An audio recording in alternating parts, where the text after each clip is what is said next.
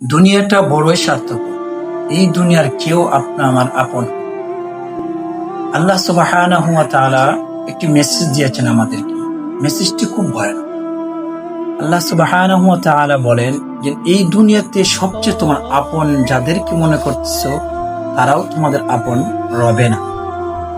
আল্লাহ সুবহানাহু ওয়া তাআলা সেই মেসেজটি দিয়েছেন, ইয়াউমা ইয়াফিরুল মারউ মিন আখি ওয়া উম্মিহি ওয়া আবি ওয়া সাহিবাতিহি ওয়া বানি। আমার মা, আমার বাবা, আমার ভাই, আমার বোন কেউ আমার আপন হবে না। সবাই আমার পর হয়ে যাবে, কেউ আমাকে চিনবে না। এই মায়াগাড়ার পৃথিবীর প্রতি মায়া রেখে কোনো লাভ নেই। বুদ্ধিমান সেই ব্যক্তি যে ব্যক্তি দুনিয়াকে মহব্বত না করে আখিরাতকে মহব্বত, তার অন্তরে আল্লাহর ভয় লালন করে, আল্লাহর আযাবকে ভয় করে।